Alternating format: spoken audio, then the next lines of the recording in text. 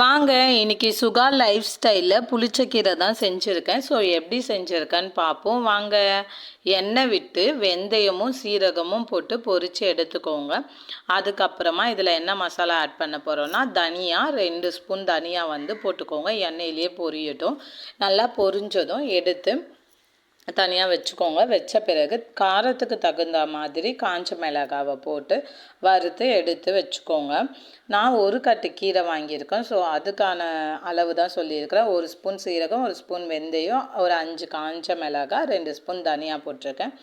அந்த எண்ணெயிலேயே ஒரு கட்டு புளிச்சக்கீரையை போட்டு நல்லா வதக்கி விடுங்க. இது பார்த்தீங்கன்னா நல்லா வதங்கி வந்துடும். உங்களுக்கு பார்த்தீங்கன்னா கீரை இந்த எண்ணெயிலேயே பார்த்தீங்கன்னா வதங்கிடும், நல்லா சாஃப்டாக வெந்துடும், குழப்பாக வந்துடும். ஓகேவா?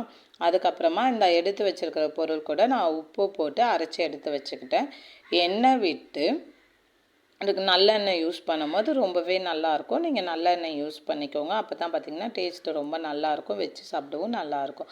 கடுகு உளுந்து பொரிஞ்ச பிறகு பூண்டு நசுக்கி வச்சுருந்தோமா அந்த பூண்டை போட்டுக்கோங்க.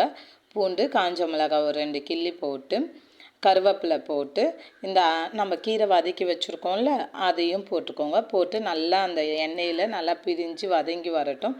நான் ஒரு நெல்லிக்காய் சைஸ் புளியை கெட்டியாக கரைச்சி வச்சுருந்தேன். ஸோ அதையும் ஊற்றிட்டு ஸ்டோர் பண்ணுறதுக்கு கெட்டு போகாமல் இருக்கும். இந்த அரைச்சி வச்சுருந்த பவுடரை போட்டு நல்லா வதக்கி கலரி விட்டிங்கன்னா உங்களுக்கு சூப்பராக இந்த துவையல் பார்த்திங்கன்னா ரெடி ஆயிரும். இதை வெளியிலேயே நீங்கள் வச்சு சாப்பிடும்போது 1 வீக் கூட வச்சுக்கலாம்.